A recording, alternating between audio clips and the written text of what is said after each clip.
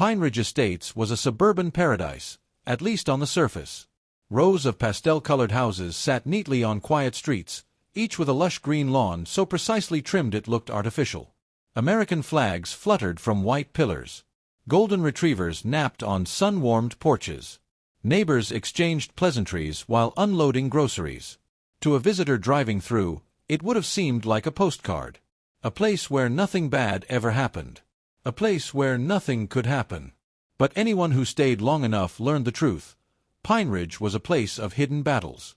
Power plays disguised as community decisions. Favoritism, backdoor deals, and quiet exiles. Here, your grass height could determine your fate, and a wrong look at the wrong person could cost you more than just a friendly hello. At the heart of it all was the Homeowners Association, the HoA, an invisible hand that ruled every aspect of life in Pine Ridge. And at the heart of the HoA was Linda Harrington. Linda had ruled Pine Ridge for a decade. Her smile was razor-sharp, her voice sweet as poisoned honey. She wasn't just a figurehead, she was the law. Fines, property seizures, public shaming, Linda wielded these tools like a queen wielding her scepter.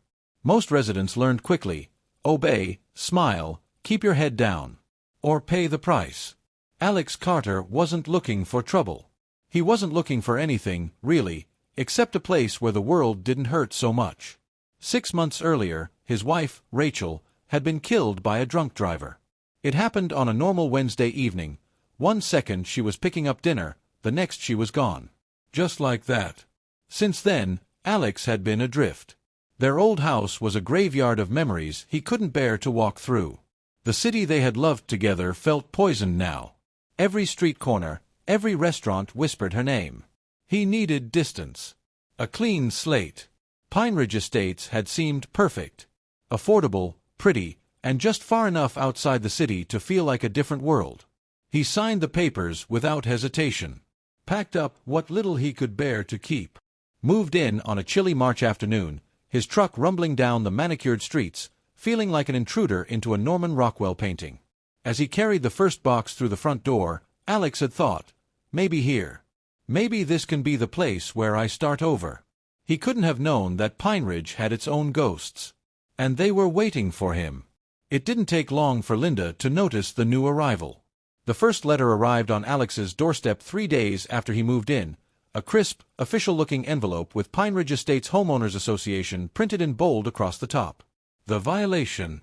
His garbage can was visible from the street, a clear breach of Section 3B, Subsection 9 of the Community Standards Manual. Alex barely remembered setting the garbage can out.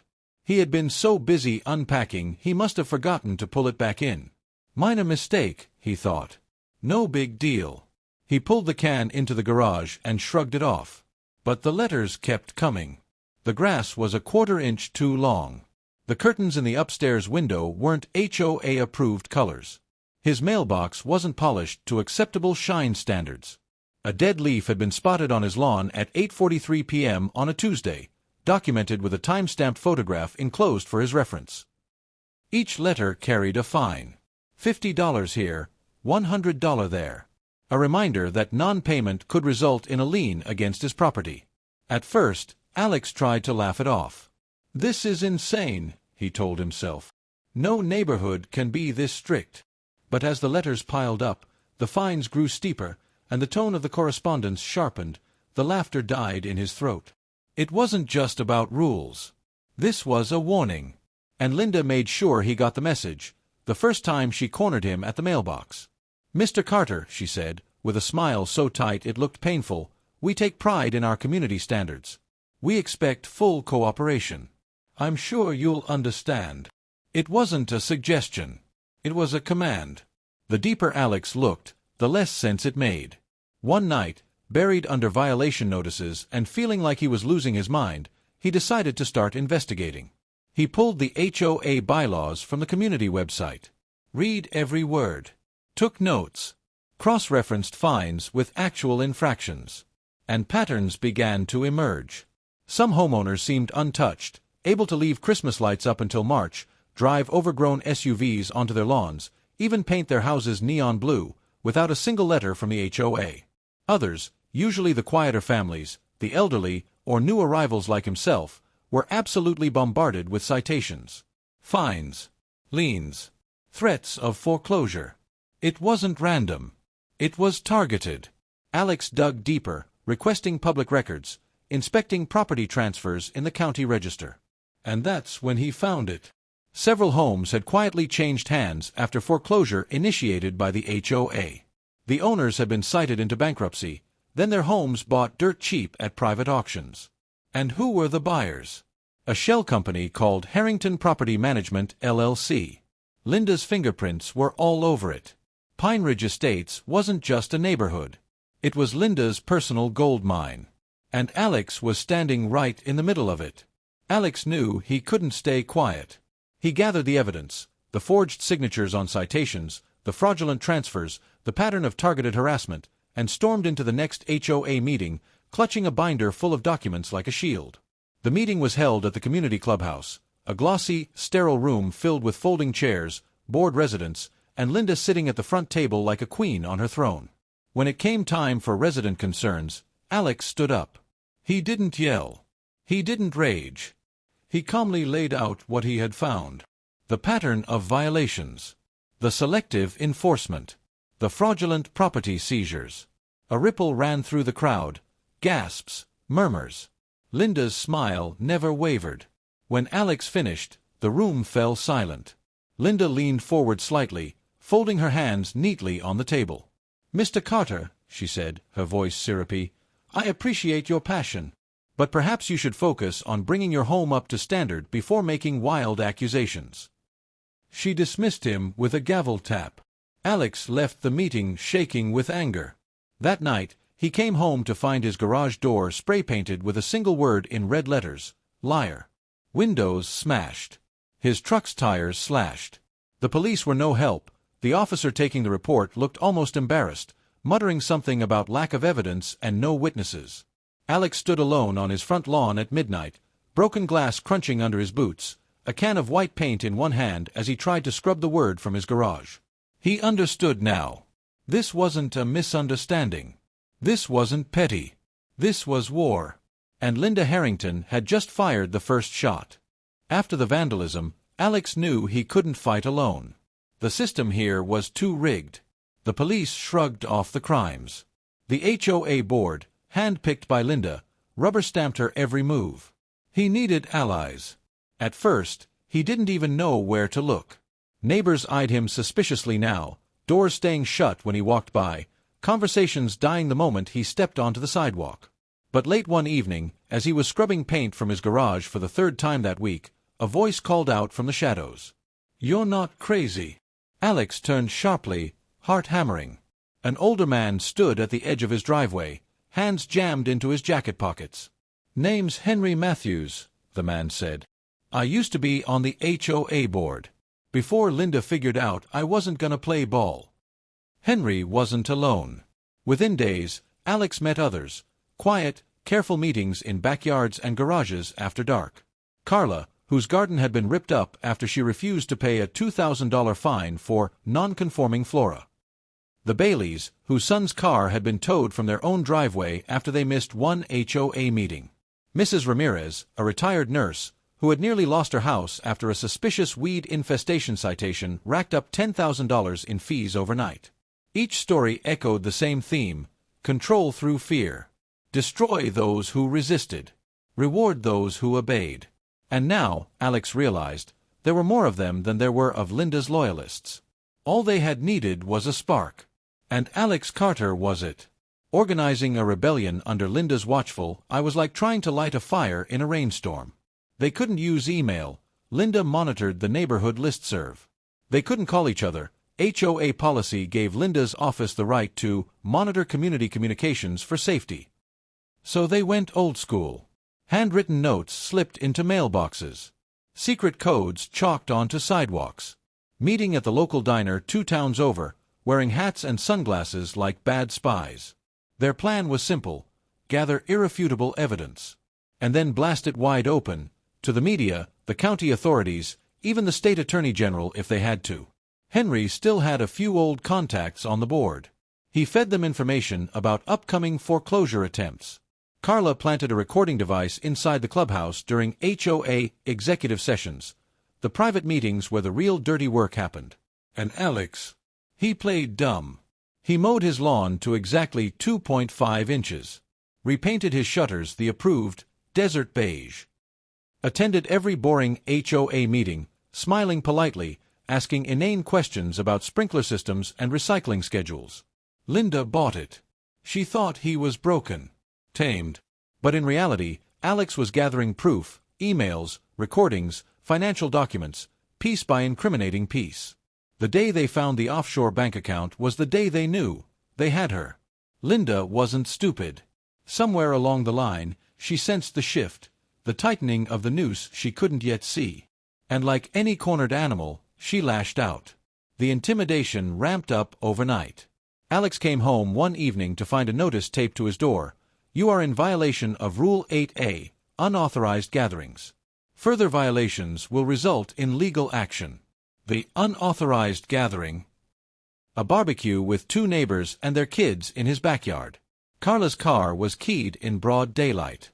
Henry's mailbox was smashed flat with a baseball bat. Anonymous letters began appearing. Leave before you regret it. You're not welcome here. You think you're a hero, but you're just another fool. Even the Bailey's dog, a sweet old lab named Daisy, turned up poisoned, barely surviving after an emergency vet visit. But the worst came one night around 2 a.m. Alex woke to the sound of splintering wood. Rushed to the window just in time to see 2 masked figures running from his backyard, leaving behind a wrecked garden shed and a smashed window. The police came, wrote another meaningless report, promised to look into it. Alex knew they wouldn't. This wasn't random crime. This was Linda's message. You don't scare me. I own this town. But if she thought Alex would fold, she didn't know him at all. He had already lost the love of his life. He had nothing left to lose. And that made him dangerous. Every year, the HoA hosted a black tie gala, the crown jewel of the Pine Ridge social calendar. Residents dolled themselves up, rented limos, sipped champagne under fairy lights strung across the clubhouse lawn. Linda always gave a grand speech about community spirit and preserving our traditions. It was her moment of glory. And this year, Alex was going to turn it into her execution. The plan was audacious, borderline insane. They would hack into the clubhouse's AV system. Instead of Linda's pre-approved slideshow of smiling residents and blooming gardens, the giant projector screen would display everything they had. Secret recordings of Linda threatening residents. Emails discussing fraudulent citations. Bank transfers showing the money trail to her offshore account. Every guest. Every board member. Every potential buyer, investor, or politician who might have propped up her empire, they would all see it. And it would be too public, too explosive, to cover up. Carla's nephew, a quiet tech genius with a rebellious streak, volunteered to handle the technical side. Henry and Mrs. Ramirez would distract Linda during the critical moments, keeping her away from the AV booth. Alex's job? Deliver the final blow.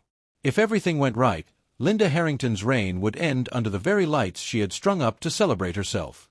If it went wrong, Alex didn't want to think about that. The night of the gala crackled with tension.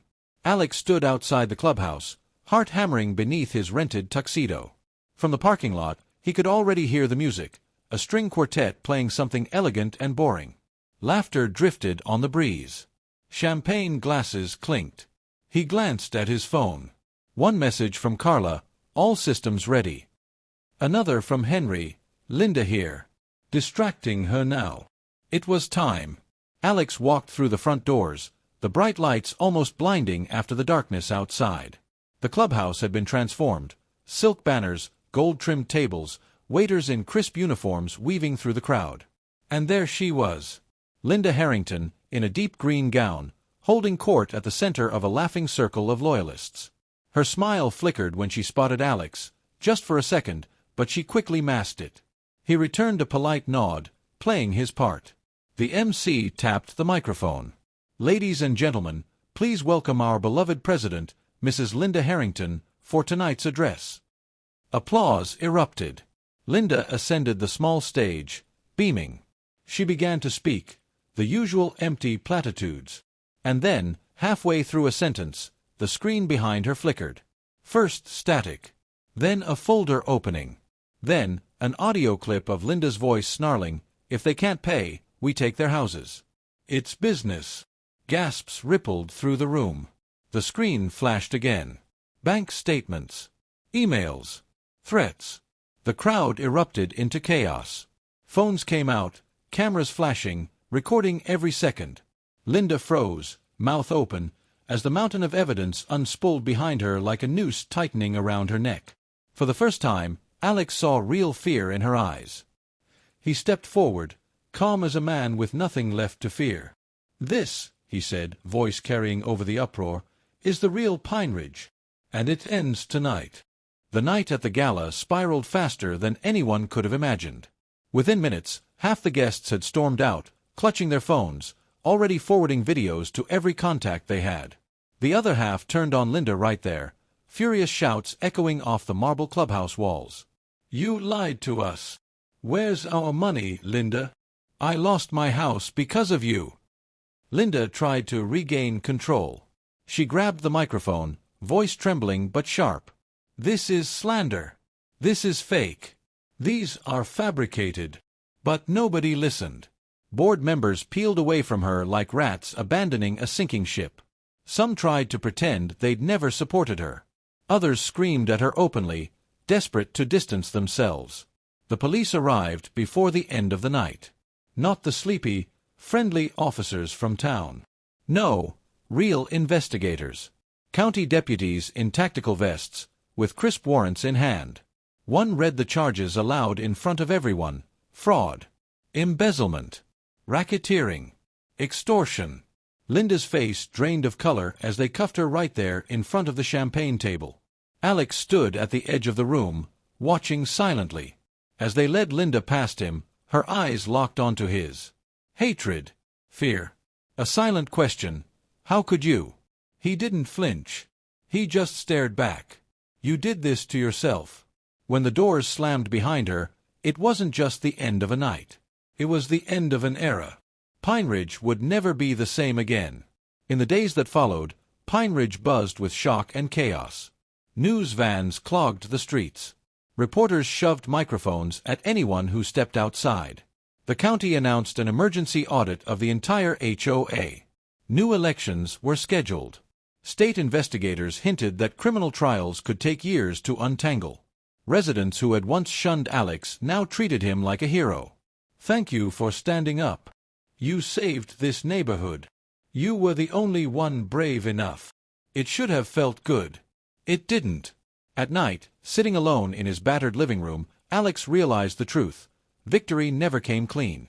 He had scars now, inside and out. The house still bore signs of the war. The cracked window Linda's thugs had shattered. The scorched patch where his garden shed had burned. The lingering smell of smoke when the wind blew just right. And deeper still, the knowledge that real evil didn't always wear masks or carry knives. Sometimes it wore pearls and smiled at your doorstep. Alex had won. But it had cost him his peace, his trust, his illusion that good people always did the right thing. He stared out at the quiet street one evening, nursing a glass of whiskey, and thought, "I didn't save this place. I just stopped it from dying completely." Maybe that was enough. Maybe that was all anyone could do. The special elections were messy. Pine Ridge had never seen so much political bloodletting. Old alliances shattered. New factions formed overnight. Carla ran for HoA president, promising transparency and accountability. Henry campaigned to abolish half the HoA's stupid rules, as he put it. Even Mrs. Ramirez threw her hat in the ring, with a fiery speech about restoring honor and neighborliness. Turnout was record-breaking. Alex didn't run for anything. He barely even attended the meetings. He had become a symbol now, too big, too complicated. Some people worshipped him. Others resented him quietly, muttering about the troublemaker who brought the news cameras and lawsuits. And beneath the surface, the neighborhood was different. Older residents, still shell-shocked from Linda's betrayal, distrusted anyone who wanted power.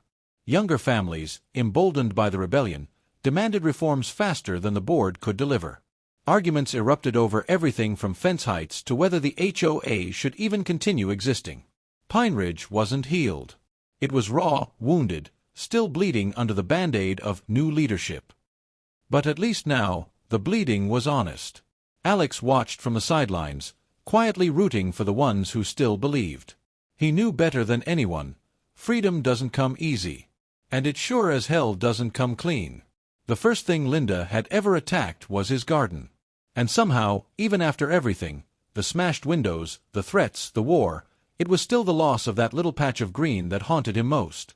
Maybe because it had been innocent. Because it had been his. So on a bright spring morning, Alex rolled up his sleeves and went to work. He tore out the broken fence posts, cleared away the blackened remains of the old shed, turned the soil with slow, deliberate care. Neighbors stopped to watch. Some offered help. Others just nodded silently. It didn't matter. This wasn't about them. It was about him, and the ground he refused to surrender. He planted tomatoes first, the same hardy heirloom variety he and Emma had loved. Then cucumbers, peppers, beans, a row of sunflowers along the back fence. Each seed in the dirt was an act of defiance. Each sprout that pushed through the soil was a promise. You tried to kill this. But it lived. By midsummer, the garden exploded in color. Children from down the street wandered over, drawn by the towering sunflowers and sweet scent of ripening tomatoes. Alex let them pick what they wanted. He even built a small bench under the biggest sunflower, just the way Emma once dreamed. Some nights he sat there alone, listening to the crickets, sipping his whiskey, feeling something he hadn't felt in a long time. Hope. Late one evening, as the sky faded into dusky purple, Alex stood by the garden and watched the neighborhood. A boy zipped by on a bicycle, laughing wildly. A young couple walked hand in hand down the sidewalk, talking excitedly about paint colors for their new house. Even Henry ambled past, waving a beer bottle in salute, his dog trotting happily beside him. Pine Ridge wasn't perfect. There would be more fights, more elections, more ridiculous arguments about mailboxes and hedge heights. But the darkness that had rotted it from within was gone. Because one man stood up. Because he refused to bow his head. Because he refused to believe that silence was safer than justice. Alex felt a hand slip into his, small, sticky from stolen cherry tomatoes. He looked down to see little Maria Bailey grinning up at him, holding out a lopsided sunflower bloom. "For you, Mr. Alex." He took it carefully, throat tightening. Maybe the battles never ended.